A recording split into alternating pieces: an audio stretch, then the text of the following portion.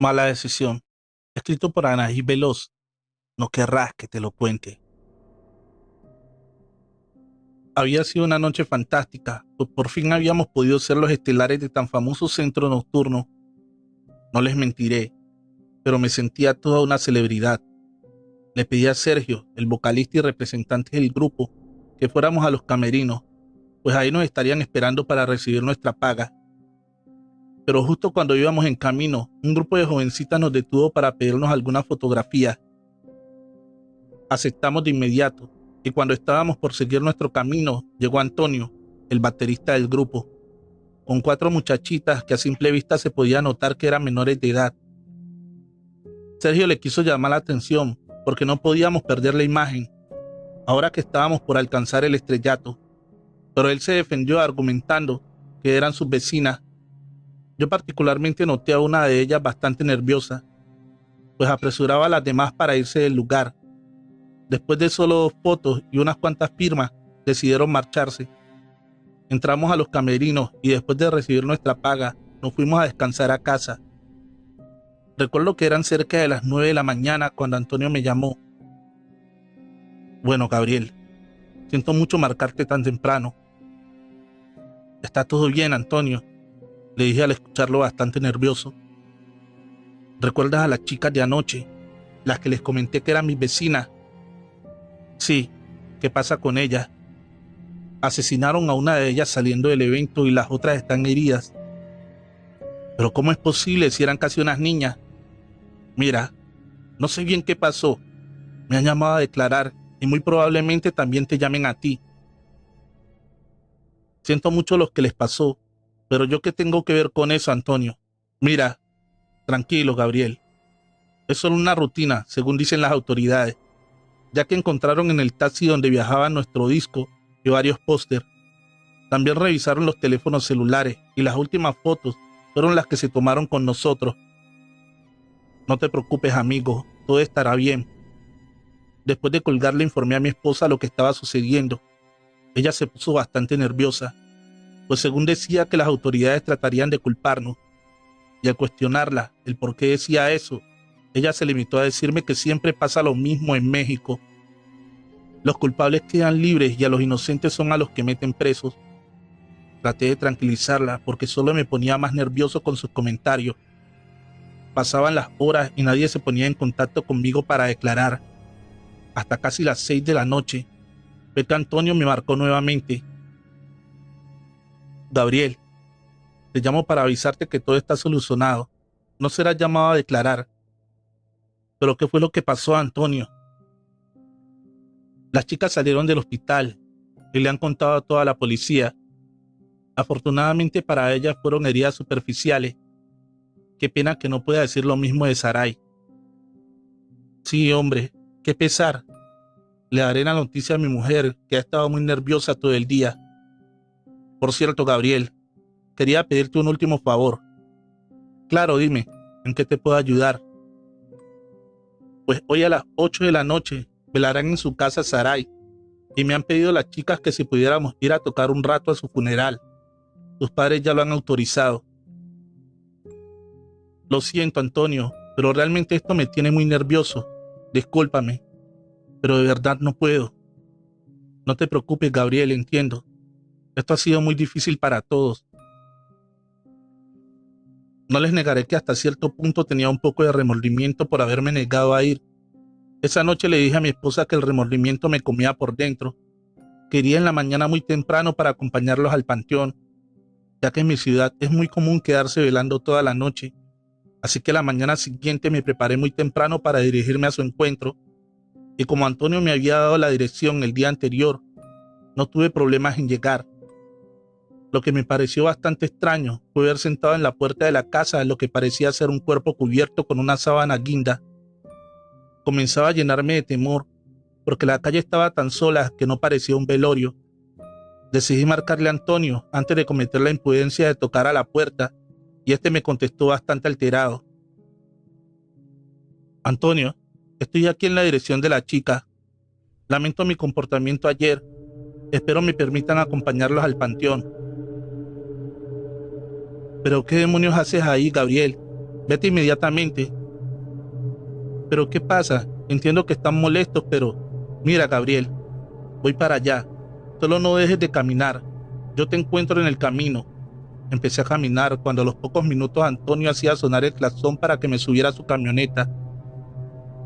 ¿Pero qué pasa contigo, Gabriel? ¿Cómo te atreves a venir después de lo que pasó ayer? Me decía mientras pasaba la mano sobre su cabeza una y otra vez. ¿Qué fue lo que pasó? ¿Qué te tiene tan nervioso? De verdad nunca te enteras de nada. Mira, te contaré cómo sucedieron las cosas. Después que abandonaron el salón de baile esa noche, tomaron un taxi para dirigirse a la casa de Sarai. Ahí fue cuando comenzó todo. Relatan las chicas que una camioneta comenzó a seguirla y le hacían señas al taxista para que detuviera el paso. Pero este, en lugar de dejarse intimidar, le aceleró al carro para tratar de perderlos. Anduvieron persiguiéndolos cerca de 10 minutos, hasta que por fin se les cerró una camioneta provocando que el taxi se detuviera de una manera muy brusca. Se bajaron corriendo unos hombres fuertemente armados y comenzaron a gritarle al taxista. A ver, hijo de la chingada, ya valiste madre, le dijeron mientras otro le daba un balazo en la pierna. A ver si te sigues haciendo el héroe, cabrón. Estaban discutiendo con el taxista cuando un tercero abre la puerta trasera del taxi donde iba sentada Sarai. La mira fijamente a los ojos y le dice: ahí te manda saludos el patrón, mija. Dicho eso, dispara a centímetros de su frente, provocando que los sesos quedaran esparcidos sobre el vidrio. El resto de las chicas comenzaron a gritar y a suplicar por su vida, y ese desgraciado que había asesinado a Sarai le disparó en la mano a una de las otras jóvenes. Después de que ésta le aventara la pistola, cuando se la puso sobre los genitales, pudo ver claramente cómo se desprendían 2 de sus dedos para luego quedar tirados sobre el suelo, cual si fueran basura. A la tercera y última le fue bastante bien, pues ella solo perdió 2 piezas dentales después de haberla golpeado con el arma en el rostro. Sin decir una palabra y con la adrenalina al mil, el taxista emprendió su huida después de que estos desgraciados se largaran del lugar, dejando a aquellas personas heridas. El taxista pudo llegar a un hospital con mucha dificultad. Lamentablemente le informaron del deceso de Sarai. Después de tomarle la declaración a él y al resto de las jóvenes, los dieron de alta y fueron a ayudar a los padres de Sarai. Me contactaron y me pidieron acompañarlos con música, porque según decían, ella amaba nuestra música. Así que después de hablarle y haberte negado a asistir, tuvimos que buscar quien te reemplazara, y eso ocasionó que llegáramos tarde. Nos presentamos al funeral casi a las 8 de la noche. Apenas nos estábamos acomodando para comenzar a tocar, cuando de repente escuchamos un fuerte rechinido de llantas y en cuestión de segundos estaban dentro de la casa varios hombres armados que empezaron a abrir fuego, rafagando el ataúd de Sarai, provocando que éste se deshiciera por completo y dejara al descubierto el cuerpo de la chica o lo que quedaba de él, ya que debido a los impactos también quedó en muy mal estado. La gente comenzamos a tirarnos al suelo tratando de evitar que una de las balas nos tocara, pero gracias a Dios nadie más salió herido esa noche. La madre de Sarai, por temor a que regresaran, decidió tomar el cuerpo y envolverlo en una sábana y ponerlo afuera de su casa para evitar que esos hombres volvieran a ingresar. Se rumora que Sarai trabajaba para un narco bastante poderoso y que a ella se le había hecho fácil robarle 50,000 pesos, y ese hombre le había jurado que la encontraría y pagaría muy cara su traición. Después de escuchar tan terrible confesión, le pedí que me llevara a casa y, para ser honesto, no nos presentamos en el panteón. Según cuentan, que a los padres de Sarai les quitaron la casa y el carrito con que tanto sacrificio habían comprado. Ellos lo perdieron todo por la deuda de su hija. Por eso, les digo que no cometan el error de Sarai. No estén dispuestos a que sus padres paguen la factura de sus malas decisiones. La Santa Muerte y sus aterradoras visitas. Relato escrito y adaptado por Chemo San Juan, de los eventos reales de Karen Justo. La Santa Muerte no debe ser utilizada para trabajos negros ni brujería. Ella está para pedirle protección, amor, salud prosperidad y dinero. De hecho, ella no te pide nada a cambio. Está para ayudarnos y no para quitarnos nada. Lo único que se llevará al final es tu vida, pero tarde o temprano sabemos que vamos a morir de todas formas. Yo nací con eso de ver y oír gente muerta. Desde niña tuve infinidad de experiencias raras. Por miedo y pena fui callada en la escuela, calle y casa, aislada de amigos. Mi familia fue disfuncional, ya que mi padre golpeaba a mi mamá y para acabarla tenía una hermana con discapacidad. Fue un trauma horrible. Así fui creciendo hasta que cuando cumplí 16 años, una amiga mía me platicó de la Santa Muerte y de todos los beneficios que tenía desde que la adquirió.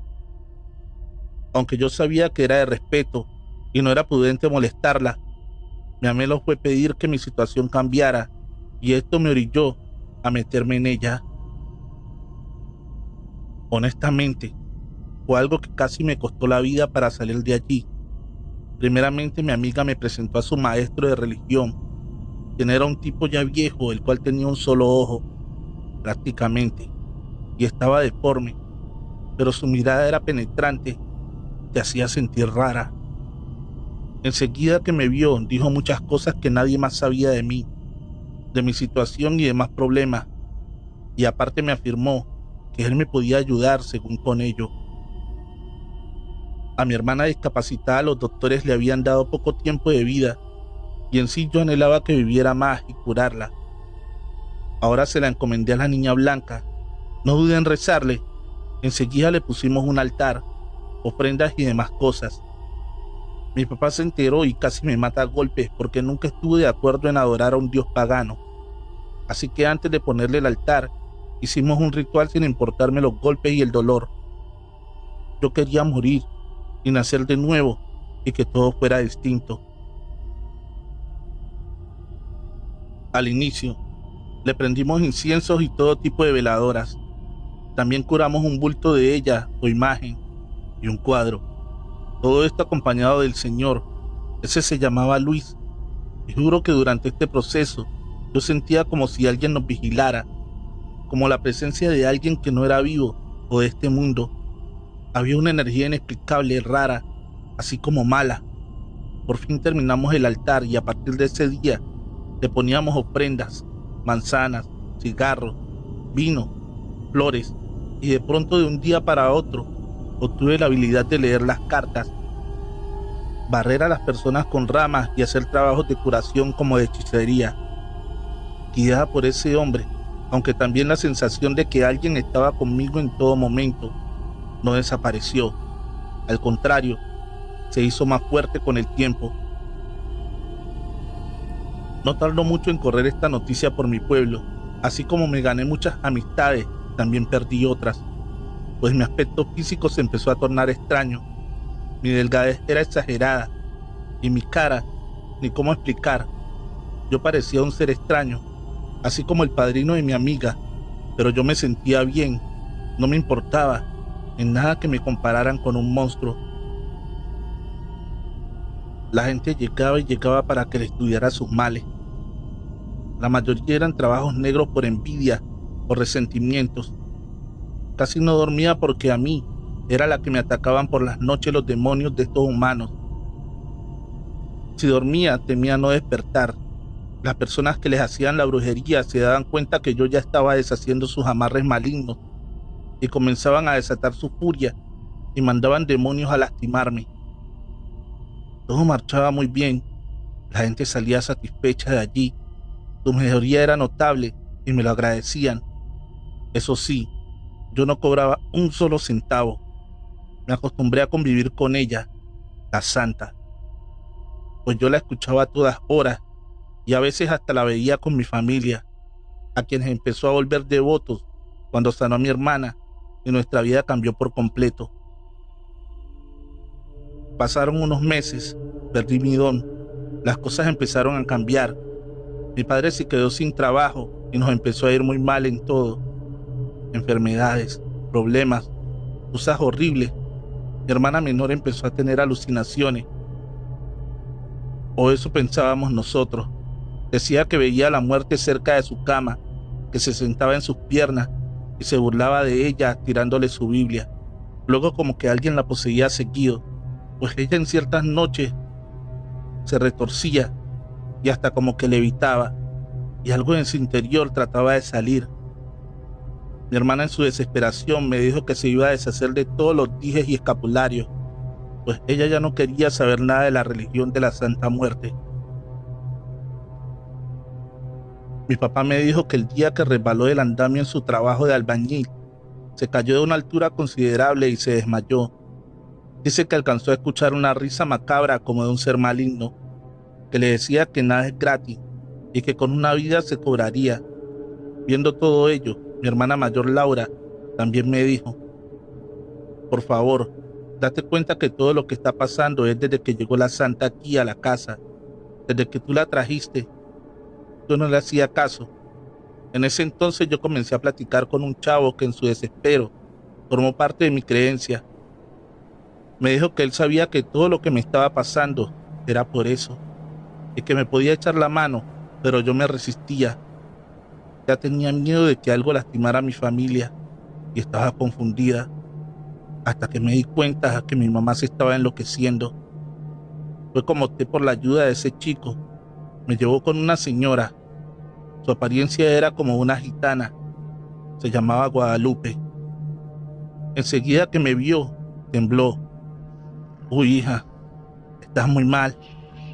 Vamos a batallar para que salgas de esto, en lo que te metiste. Pues alguien por adquirir poder, dinero y cosas, ya ofrendó sangre de tu familia, Sebastián, y sin duda están en deuda ustedes. Primeramente me hizo una oración blanca de luz. Según ella invocó al arcángel San Miguel. Me dijo que cerrara los ojos y sonó una fina campanita. Yo sentí un alivio, una paz inexplicable que me llevó al borde del llanto, al sacar todo el desespero. Pero eso fue solo un paso para mí, para mandar todo al caño, todo lo de la santa. Eso sí, con mucho miedo, poco a poco empecé a deshacer el altar. Ella me dijo cómo hacerlo paso a paso, pero no me salvé de sus ataques. La soñaba, me reclamaba, me decía que ella me había ayudado, que no me dejaría hasta pagar el pacto. Así, soñé en una ocasión que unas manos huesudas tomaron mi cuello ahorcándome, pero rezaba y desaparecía entre alaridos, quejidos y llantos horribles. En ese tiempo conseguí trabajo en Ciudad Valles de empleada doméstica con unos señores dueños de una librería llamada La Canasta. Yo tenía que aportar dinero porque papá estaba desempleado, enfermo. Como mi hermana menor, para colmo, yo acudía a las sesiones de oración los fines de semana con la curandera. Esa poco a poco iba mejorando las cosas, pero no me salvé de los ataques nocturnos. La Santa Muerte, la cual me arañaba las paredes. Añadido a esto, mi madre se resistía sorprendentemente a dejarla, ya que me estaba enloqueciendo. Mi papá me llamaba por teléfono, porque yo me quedaba a dormir toda la semana en mi trabajo. Yo solo iba los fines de semana a mi rancho. Papá me llamaba y me decía: hija, tu mamá otra vez está mala. Papá decía que mamá, entre su locura, quiso matar a mi hermana menor. La atacó, pero él como pudo lo evitó. Yo tenía que pedir permiso para viajar a mi rancho, para ver eso, porque me preocupaba y atemorizaba a la vez. Pasó mucho tiempo para que mi mamá reaccionara. Yo rezaba y regaba las aguas espirituales que Lupita la curandera me daba. Si usted se pregunta qué pasó con Luis, el que me incluyó en ello y nos ofreció a ella como ofrenda, ya no supe de él.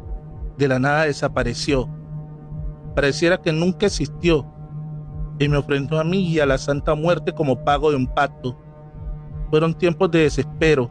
Tenía que trabajar y a la vez estar al pendiente de mi familia. Pero salí de esto gracias a esa señora llamada Guadalupe y a mi amigo, hoy mi esposo. Con mi mamá sí batallé, pues no quería dejar de adorar a la santa. Decía que era buena y pura, y a veces oía el llanto de una niña y salía y se convertía en carcajadas. Era ella sin duda. Tocaba las ventanas. Yo tomaba la Biblia y se enroscaba la hoja de lo que iba a leer, o de pronto los perros ladraban y aullaban feo, hasta alaridos de terror, como que miraban algo.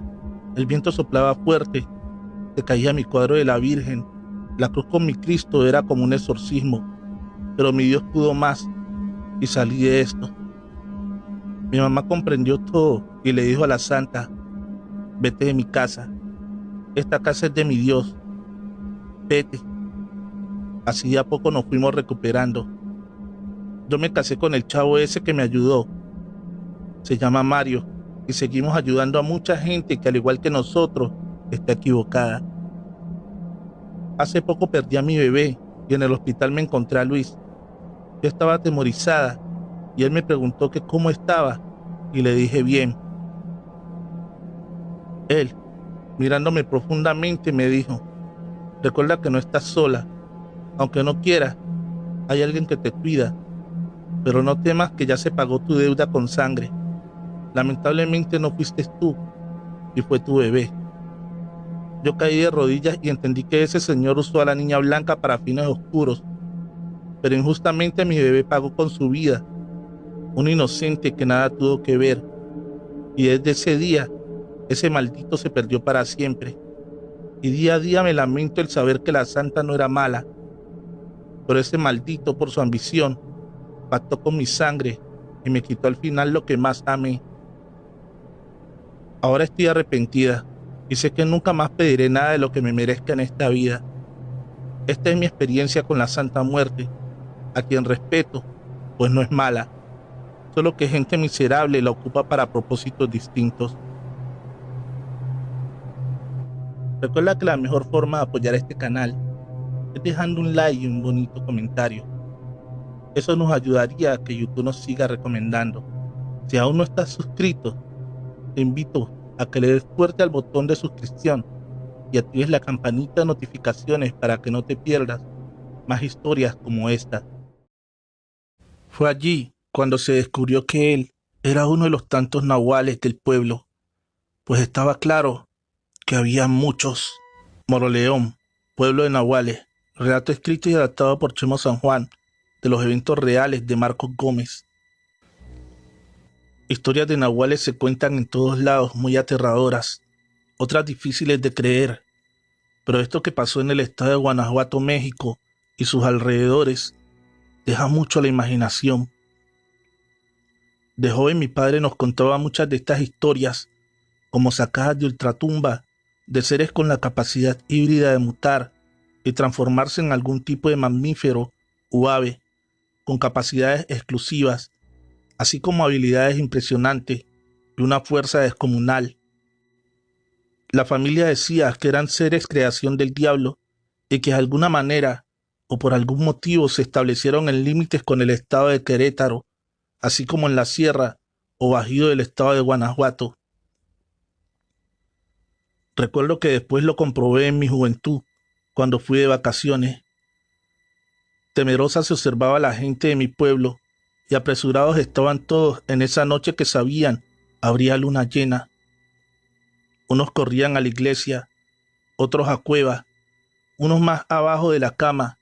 En pocas palabras, todos se ocultaban y escondían sus pocas pertenencias, así como a sus animales de granja y especialmente a sus hijas jóvenes, pues esa bestia no tenía piedad de ellas y las raptaba siniestramente y de ellas jamás se supo nada. Esto era en Moroleón, Guanajuato, en un pequeño pueblo, y de ese entonces los aberrantes encuentros con estas bestias nocturnas se volvieron recurrentes. En mi primer encuentro con esto, yo tendría unos 8 años, si bien recuerdo, ya que todos los fines de año nos reuníamos en casa de mi abuelo y él nos contaba de ataques contra animales o vecinos de este famoso nahual que atemorizaba en estos humildes ranchos. La bestia era muy temida en el pueblo. Este cero demonio que se dedicaba a robar en las casas y ranchos no lo hacía solo con animales y niños, raptaba mujeres y robaba cosas materiales. Más bien se llevaba de todo, así como aparatos domésticos, joyas, herramientas de todo lo que a su paso se encontraba. En esa semana mi abuela cuenta que guardó cuidadosamente a sus más de 100 gallinas en el viejo establo, pensando que esta bestia en su morfosis de burro perro, así como tigre, no podía encontrarlas, pero creo, estaba muy equivocada. Después de la 1 de la madrugada, los animales comenzaron a impacientarse y las gallinas hacían un gran alboroto tan fuerte que mi abuelo se levantó a investigar con machete en mano y al abrir el establo encontró un tlacuache enorme devorando una gallina y el cual ya había matado a unas 20 de ellas. Mi viejo abuelo, sin pensarlo, le dio un machetazo a este roedor y le cortó parte de su pata, quien salió como pudo por debajo de la cerca del establo para perderse en las milpas. Ese día nos sorprendió que don Pedro Pérez, el carnicero del pueblo, no abriera su local, y mi abuelo, al no saber de él, lo visitó. Ya estando en casa de este, vio que había tenido un accidente, pues tenía cortado su pie izquierdo. Ya mejor no preguntó nada y salió de esa casa preocupado y con algo de miedo. Estos ataques a personas, animales y niños eran ya constantes y pasaban de a 2 veces por semana o a veces a diario, en diferentes lugares pero al mismo tiempo, y en el pueblo, lo que significaba que eran varios y no solo uno. Los pobres campesinos ya no sabían qué hacer o cómo acabar con este nahual, pues los sugestionaba, y no todos querían hacer guardia por miedo a que los atacara. Fue entonces, después de que se perdió una bella joven, que la gente decidió por fin enfrentarlo y perderle el miedo. Primero le pusieron una emboscada. Dice mi abuelo que le colocaron animales amarrados en el camino y ellos se subieron a un árbol para esperarlo. Así pasaron muchas horas y, a punto de darse por vencidos, notaron que algo enorme se acercaba por el camino, pero no tomó en cuenta los animales allí ofrecidos y ellos quedaron paralizados del horror al ver cómo un enorme perro negro de una impresionante mandíbula y de feroz presencia en su lomo traía cargando un cerdo de más de 100 kilogramos. Los ancianos del pueblo dieron la orden de marcar todas las casas con cruces hechas de cal y sellarlas con sal, de curar las balas con esencia de agua bendita y hasta llevar a misa los machetes con los que bloquearían a la mutación o el proceso de humano a animal. Por ser un pueblo pequeño, muchos ya sabían o tenían algún conocimiento de lo que era un nahual. Ya en su mutación, estos animales, al convertirse en nahuales, carecían de orejas y cola. Por tal motivo, aniquilarlos era más fácil, siempre y cuando éste no te ganara la espalda, ya que te destroza, o si mal te iba, arrastraba como tal el resto del ganado. Y este ser que se postró frente a ellos tenía las características antes mencionadas. Esa noche falló la emboscada, pero no se rindieron, ya que esa semana otro grupo se escondió en una hacienda donde había rumores que se perdían muchos animales. Allí cerca del pueblo lanzaron y prepararon sus armas. A lo lejos vieron cómo pasó un señor alto y fuerte que no conocían, y este se tiró al piso y dio 2 vueltas a la derecha y 2 a la izquierda para, al incorporarse, lo hiciera en forma de un enorme tigre de apariencia impresionante. Con mucho miedo decidieron seguirlo. Después de 1 hora, este enorme felino sacaba arrastrando una vaca de ese rancho, y esta parecía dormida, pues no ponía resistencia alguna. Se preguntaban cómo diablos podía arrastrar media tonelada de peso. Aprovechando que el nahual estaba distraído, ellos comenzaron a dispararle con sus escopetas, y este tigre resultó herido y lanzó rugidos de dolor, y fue así como soltó a su presa y salió huyendo en lo oscuro del pueblo. Este alboroto despertó al dueño del rancho, quien no creía lo que contaban los cazadores. Al siguiente día, el dueño del rancho reunió a su gente de confianza para ponerlos al tanto de este ataque del nahual, pero su principal hombre de confianza, el capataz, no estaba presente. Así pasaron 2 días más cuando fueron a buscarlo, pues temían de lo que hubiera atacado esta bestia. En ese momento salió la esposa de este y les comentó que estaba muy enfermo, y preocupados entraron a la fuerza y ella les negó el ingreso, pero fue en vano. Los amigos estaban ya adentro y se dieron cuenta que no tenía ninguna enfermedad. Él tenía varias heridas de bala justo donde los campesinos cazadores le habían disparado a aquel animal esa noche. Fue allí cuando se descubrió que él era uno de los tantos nahuales del pueblo, pues estaba claro que había muchos. No supieron qué hacer con él, y este les dijo que si le perdonaban la vida, daría los nombres de todos los seres que, al igual como él, se transformaban en nahuales. El abuelo pactó esa tregua y, a cambio de información, llegaron a un acuerdo. Se cuenta que el abuelo le indicó que se fuera con la condición de que no regresara al pueblo nunca jamás, y después de delatar a sus compañeros, este se marchó con su familia hacia Michoacán, y de él nunca más supieron nada. Casi todos los que eran nahuales abandonaron el pueblo, y solo uno no lo quiso hacer. Se dice que era él que se robaba a la jovencita, y muy molesto el pueblo dio con él, ya que no obedeció a marcar su puerta con una cruz blanca. Esto lo delató, y cuando lo emboscaron, al tenerlo rendido lo bloquearon con los machetes, le sacaron los ojos, le cortaron las manos y lo fueron a dejar en las montañas. Este cruel castigo recibió por sus despiadadas maldades y por desobedecer al pueblo que le dio la oportunidad de ser libre y no la aprovechó como los otros. La procesión a la otra vida. Muy buenas noches, trovadores. Este es uno de los relatos que me contó mi padre y quiero que ustedes lo escuchen como despedida, ya que él falleció este 8 de febrero y siempre me contó muchas anécdotas familiares. Precisamente esta historia es del pueblo donde él nació. Hola, mi nombre es Francisco.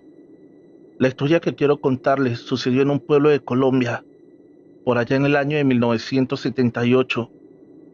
Una experiencia que llevo grabada en la retina de mi memoria y siempre contamos en la familia.